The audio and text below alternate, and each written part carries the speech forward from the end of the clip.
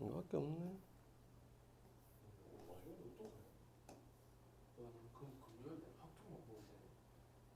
보자. 쉽다 이거는. 안 어렵다. 응.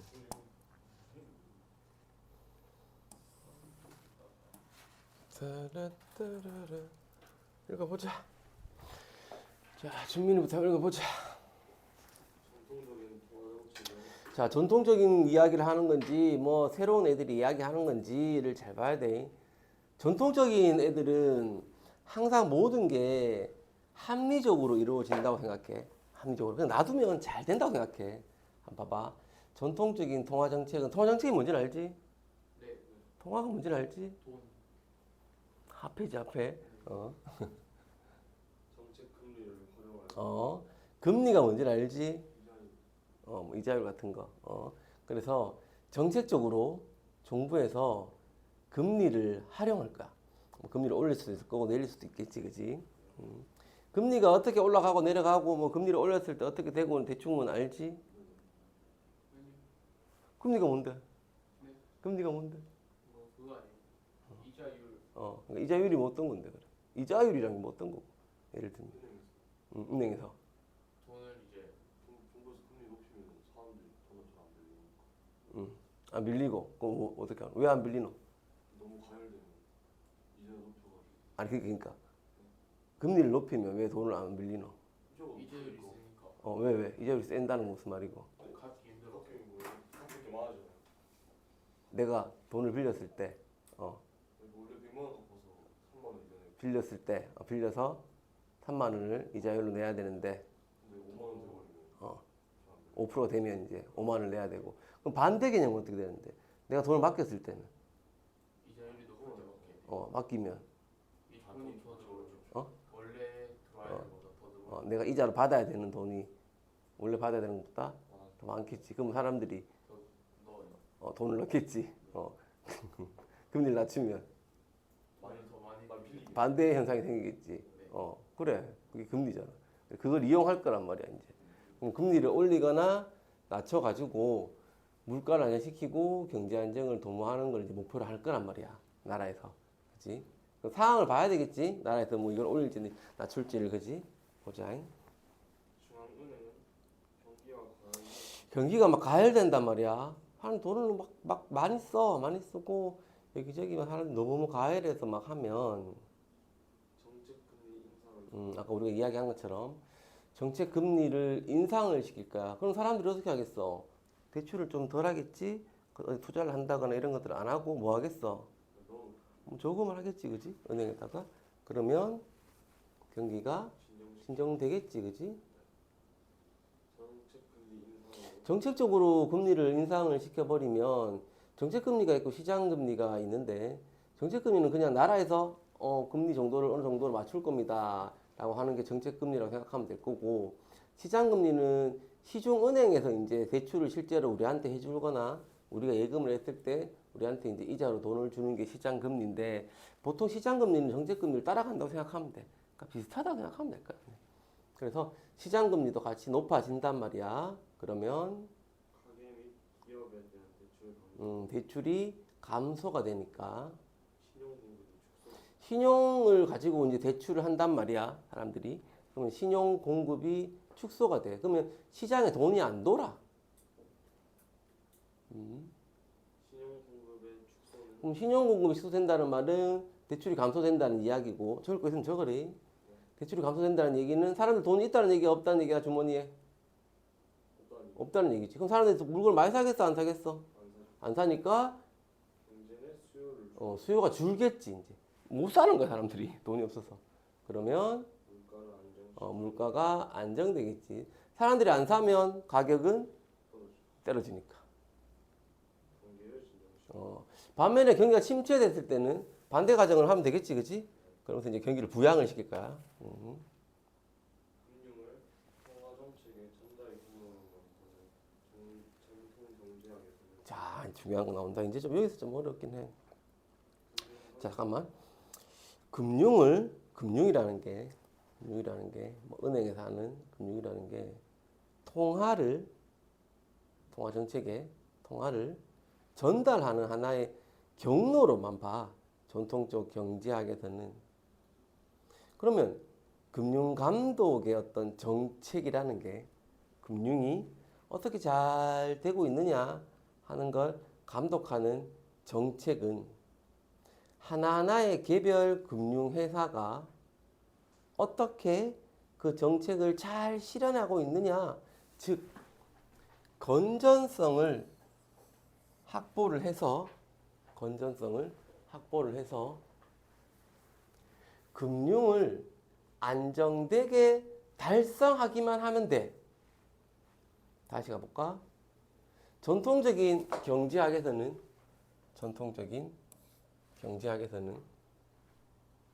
금융은 통화 정책을 전달하는 하나의 경로야, 길이야. 그래서 금융감독 정책이라는 이 정책은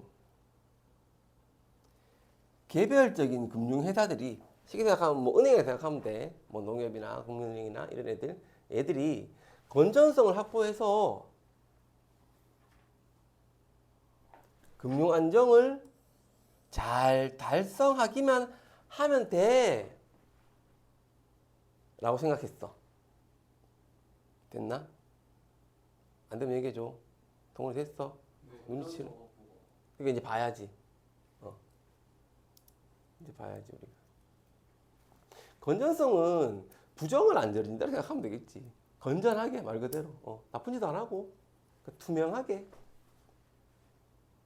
금융을 안정적으로 돈이 잘 전달되게.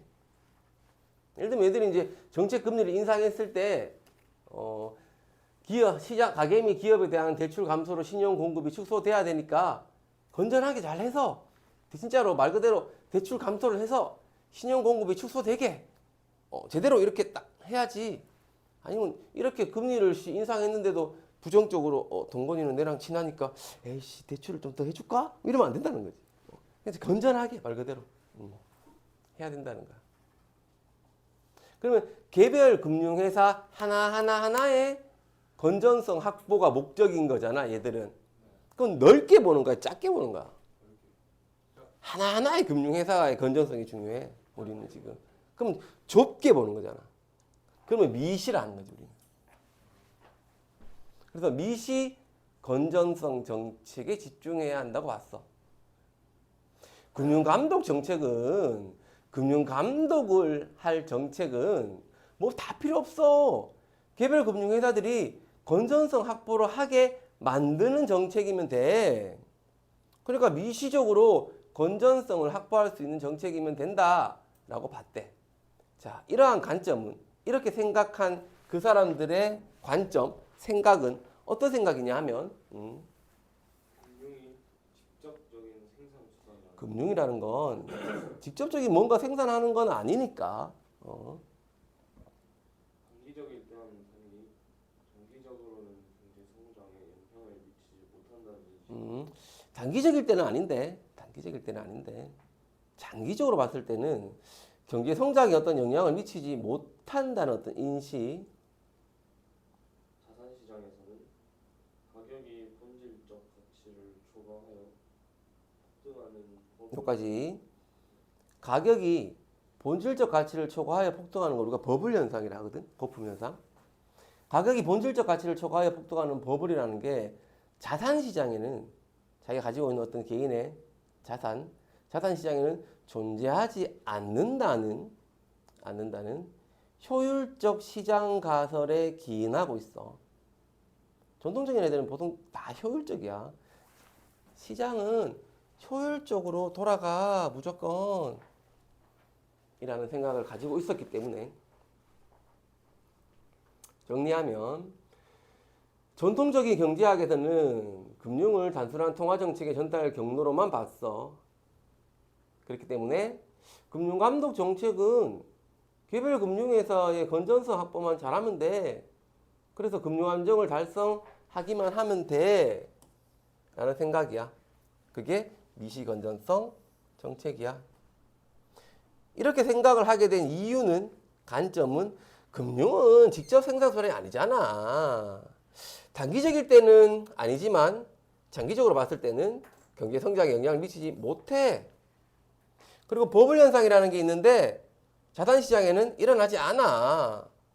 그 생각을 다르게 하면 효율적 시장 가설이라 하는데 그런 생각을 얘들은 가지고 있었다는 거야. 됐나? 자, 가보자 계속. 잠깐 치울게 잠깐만. 미시 건전성 정책은 개별 금융 회사의 자, 이것도 보자. 그러면 미시 건전성 정책은 위에서 얘기했던 개별 금융 회사들의 건전성을 가지고 있는 건전성을 집중을 해서 건전성을 가질 수 있게 만드는 정책이잖아. 그러면 얘는 예방적인 규제인 거지. 미리 우리 예방주사 맞듯이 개별 금융회사들이 건전성을 가질 수 있게 만드는 뭔가 일이 터졌을 때 이거를 치료해 주는 게 아니고 우리가 예방주사처럼 미리 개별 금융회사들이 건전성을 잘 가질 수 있게 예방적으로 뭔가를 규제하는 성격을 가지고 있단 말이야. 이해된 뭔 말인지? 뭘 하지 마. 너희들 뭘 하지 마. 아니면 뭘 어떻게 해야 돼? 라고 뭔가 규제를 막 하겠지. 이 정책은. 근데 그 정책에 뭘 하지 마. 뭘 해. 라고 하는 그 내용들은 전부 다 개별 금융회사가 건전성을 가질 수 있게 하기 위해서 미리 뭔가를 규제하는 거겠지. 자, 그 예로는? 향후 손실을 그 예로는 이제 향후에 앞으로 어떤 손실에 대비해서 너희들 뭔가 대출을 해주거나 아니면 뭔가 했을 때 손실이 있을 수 있으니까 금융회사들이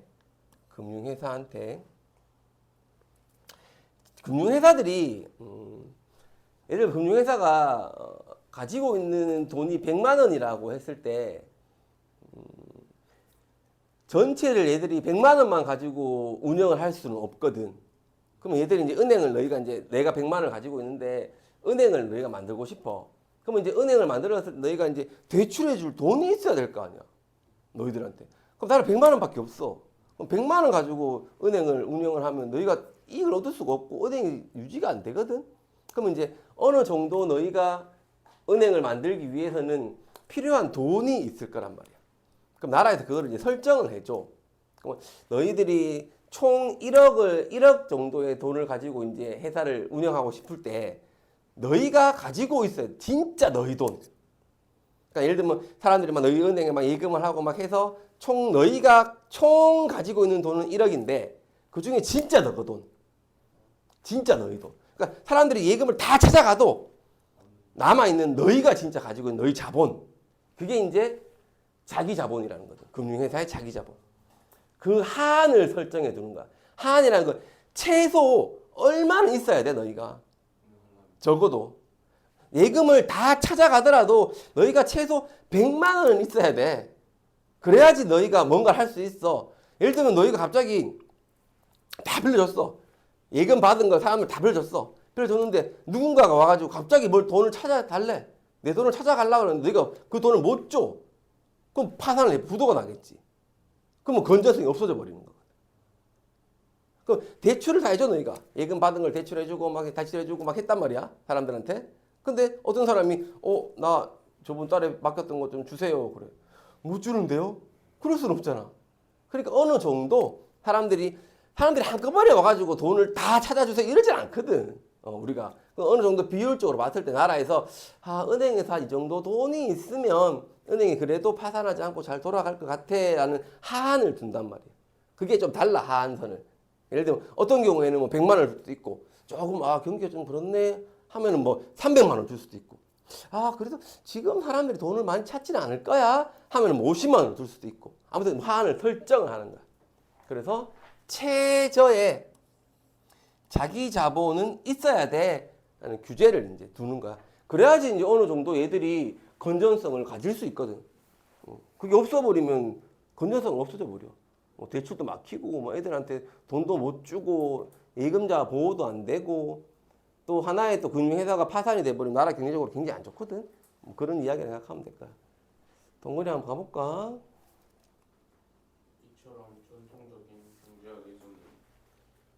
금융감독 정책을 통해 금융 어, 통화 정책을 통해 물가 안정을 달성할 수 있다고 보는 이원적인 접근 방식이 지배적인. 자, 그럼 이 해보자. 정리를 하면 맨 처음에 우리가 그랬잖아, 그지?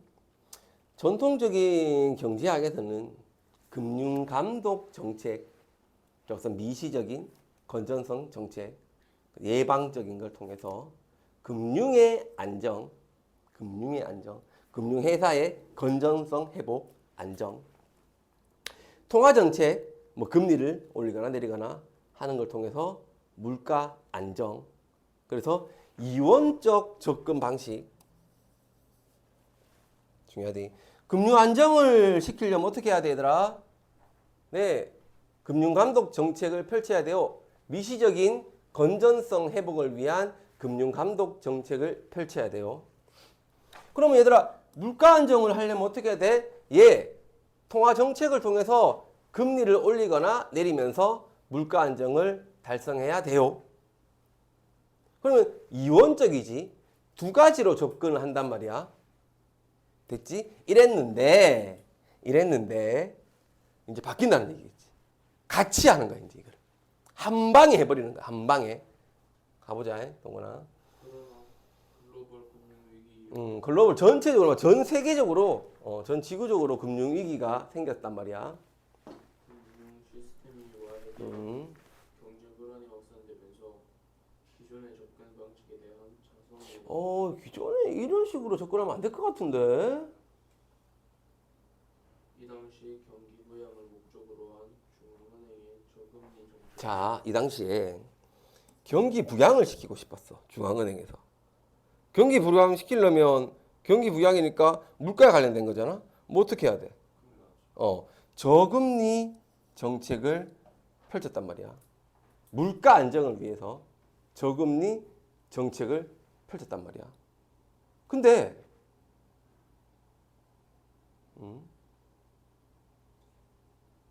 자산 가격 버블에 따른 여기까지. 전통적인 경제학에서는 자산에는 버블이 있다 했다, 있다 했어, 없다 했어. 없다 했는데 물가를 안정시키려고 금리 정책, 통화 정책을 썼단 말이야. 물가를 안정시키려고. 근데 이게 자산 가격의 버블을 만들어 버렸어. 그러면서 금융 불안을 일으켜 버렸네. 따로 가야 되는 거잖아.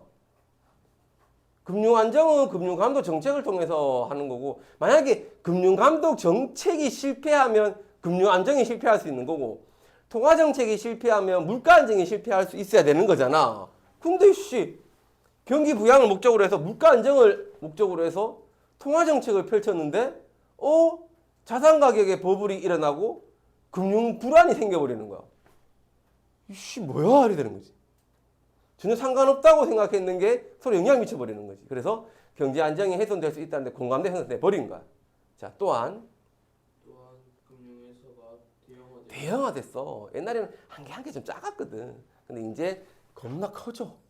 개별 금융회사의 부실이 개별 금융회사의 부실이 금융 시스템의 붕괴를 야기할 수 있게 됩니다.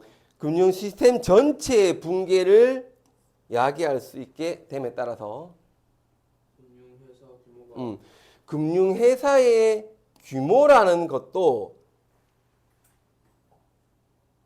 금융 안정의 새로운 위험 요인으로 그전에는 금융회사의 규모 같은 거 별로 신경을 안 썼거든. 금융 안정에서는 그냥 금융감독 정책을 통해서 개별 금융회사의 건전성만 좀 잘 확보하면 된다고 생각했는데 이제 그게 안 돼.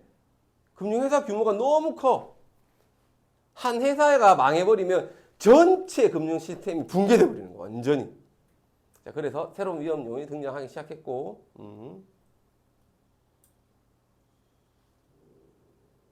이에 기존의 정책으로는 금융 안정을 확보할 수 없고 경제 안정을 위해서는 물가 안정뿐만 아니라 금융 안정도 필수적인 요건이 밝혀졌다. 경제 안정을 하려면 물가 안정도 해야 되고 금융 안정도 같이 해야 되는구나 라고 사람들이 생각했대. 그 결과 미시건전성 정책 자, 그 결과 미시건전성 정책에다가 플러스해서 거시는 넓게 보는 거거든. 거시적인 건전성 정책이 추가된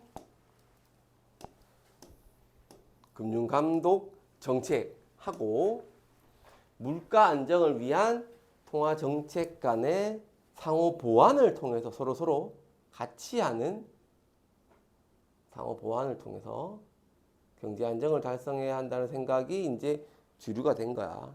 자, 다음 단 어렵대. 가보자 천천히 동근아. 거시건전성과 그러면 거기에다가 플러스된 거시건전성은 어떤 거냐 하면 개별 금융회사 차원이 아니라 개별 금융회사 차원을 보는 게 미시였으니까 하나하나 보는 게 미시였으니까 이게 아니고 금융 시스템 차원의 위기 가능성이 가장 건전한 상태로 하고 금융 시스템 자체를 보는 거야. 이 자체를 하나하나 금융회사를 보는 게 아니고 전체 금융 시스템 자체를 보는 거야. 전체적인 어떤 시스템. 이 은행, 이 회사 하나하나가 건전성이 있네를 보는 게 아니고 아, 우리나라 금융 시스템 전체가 지금 건전성이 있네를 본다는 거야. 거시건전성 정책은 금융 시스템의 건전성을 추구하는 규제 및 감독 등을 포괄하는 활동인 거야. 쉽게 생각하면 은행 하나하나가 건전성이 있냐 없냐 보는 거 하고 전체가 건전성이 있느냐 없느냐를 보는 거야. 쉽게 생각하면 돼. 이때 거시건전성 정책은 정책은 미시건전성이 거시건전성을 담보할 수 있는 충분 조건이 되지 못한다는 구성의 오류의 논리적인 기반을 두고 있다. 자, 거시건전성 정책이라는 건 미시건전성이 자 금융 시스템 차원의 건전성은 전체의 금융 시스템의 건전성은 개별 각각의 금융회사의 건전성이 전체 금융 시스템의 건전성을 무조건 담보할 수 있는 충분 조건이 된다고 생각하는 거야? 되지 못한다고 생각하는 거야? 되지 못해. 되지 못한다고 생각하는 거지. 우리 민준이 지금 주민이 뭐가다.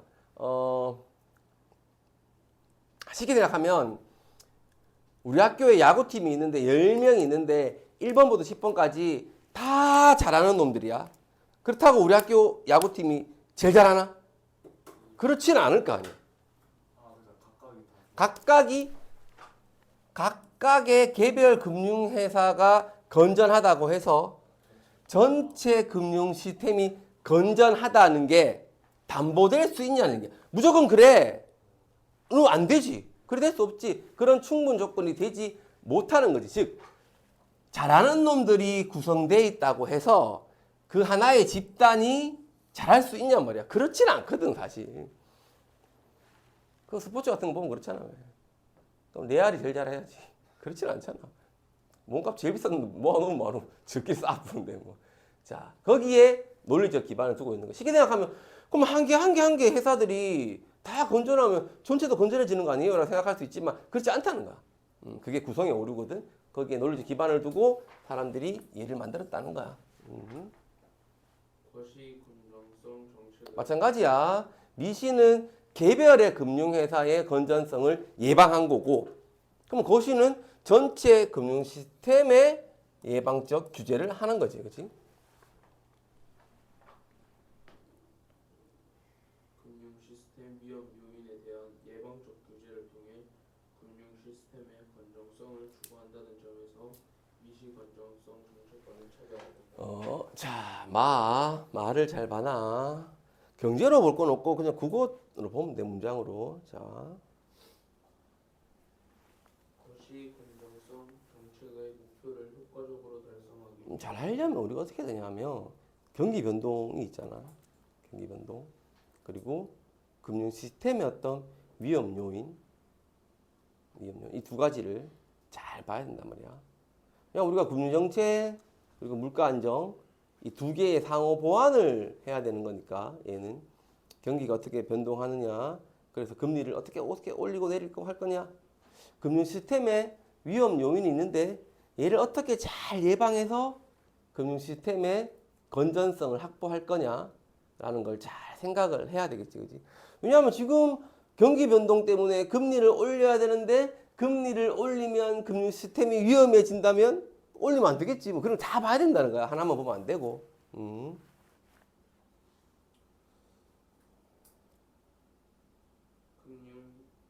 시스템 위험 요인. 자, 금융 시스템의 위험 요인들은 경기 순응성을 가져. 자, 이해 잘해야 돼. 경기의 순응에 경기를 따라간다는 거야, 그냥. 따라간다는 거야. 즉, 경기를 따라간다는 말은 뭐냐면 쉽게 생각하면 경기가 좋을 때 금융회사들은 뭐 하겠어, 이제? 대출을 늘리겠지. 신용 공급을 막 팽창시키겠지. 자산 가격이 막 급등하겠지. 그러면 다시 경기가 점점 더 가열되겠지. 자기 자신의 그 뭐 아파트 같은 거, 뭐 땅 같은 거, 자기 가지고 있는 자산, 나의 재산, 가격이 막 급등하겠지. 아파트 값이 겁나 막 올라. 사람들이 막 투자를 막 많이 해. 부동산 투자를 막 많이 하고 아파트를 막 사 미치듯이 막 사. 대출해가지고 이 아파트도 사고 저 아파트 저 건물도 사고 막 사. 그럼 내가 갖고 있던 자산이 막 급등해 미친 듯이.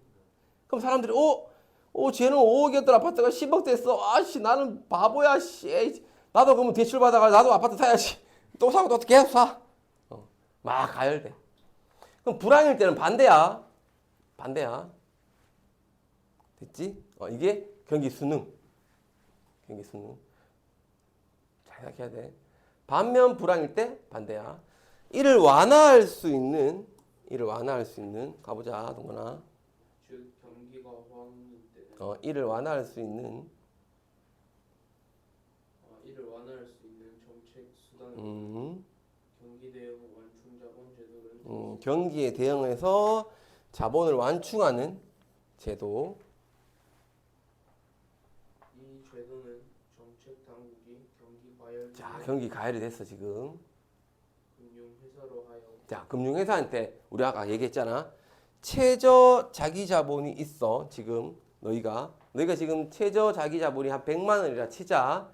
전체 너희 회사에는 지금 1000만 원이 있어. 사람들이 이걸 막 해서 1000만 원이 있어. 근데 그 중에 너희 돈은 100만 원밖에 없어. 거기에다가 야, 너거 이제 그만 빌려줘. 너희들 추가적으로 자기 자본 300만 원 더 만들어. 자기 자본이 100만 원이란 말이야 지금. 그럼 내가 총 가지고 있는 건 1000만 원이야. 900만 원 다 빌려주는 거야 애들한테 막 미친 듯이. 경기가 너무 가열되잖아 지금. 대출을 막 할 거 아니야 사람. 대출해가지고 막 물건 사고 막 신용 공급 막 팽창시키고 자산 가격 막 급등하고 이놈 저놈 다 대출 막 받으려고 해. 대출 해주지 마라 이럴 수는 없잖아 나라에서. 쟤도 대출 받았는데 나 좀 해줘요 그럴 수 있잖아. 그럼 이제 나라에서는 은행한테 가는 거지. 야, 니 자기 자본 얼마인데? 100만 원인데요. 그래서 900만 원 빌려줬는데요. 너 자기 자본 앞으로는 400만 원 해. 그럼 600만 원밖에 못 빌려주잖아 은행에서. 그러면서 이제 대출을 막는 거지. 즉 완충 자본을 쌓도록 하여 완충 자본을 쌓게 하는 거야. 미래를 위해서. 그럼 너희가 300만 원 정도의 완충 자본이 생기는 거지. 이제 은행들은 그걸 갖고 있는 거야. 그냥 갖고 있다가 과도한 신용 팽창을 억제시키고 한편 적립된 완충 자본을 이게 내가 이제 300만이나 예를 들어서 그런 건데 사실 어마어마한 금액들이 쌓이는 거지. 이제 대출을 못 해주고 뭐 300억 뭐 이런 막 쌓이는 거야. 맞지? 쌓이면 한편 적립된 완충 자본은 경기 침체 경기 침체기가 또 생길 거 아니야. 그럼 그때는 그래 그러면 너희 이제 경기가 좀 안 좋으니까 자기 자본 저번에 내가 100만 원 했잖아. 근데 이제는 한 50만 원 해줄게. 해주면 너희가 이제 지금까지 모았던 완충 자본하고 좀 다운된 거 하고 그만큼 더 빌려주는 거 아니야 애들한테 막 미친 듯이 또. 그럼 금리를 좀 더 낮춰가지고 막 빌려주겠지. 근데 이게 내가 300만 원, 뭐 50만 원 이래서 그렇지 이게 억 단위 막 몇억 단위잖아 지금. 그럼 어마어마한 거지 이게 사실. 그런 식으로 해서 한다는 거야. 됐죠? 10분. 그래 가보자. 뭐가지? 아이고. 그다음 그게 수특이지. 수특,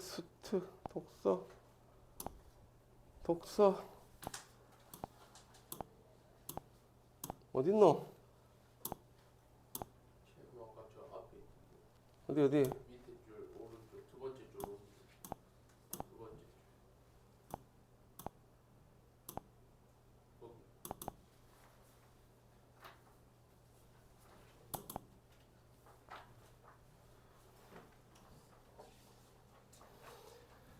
아야 아이고 씨.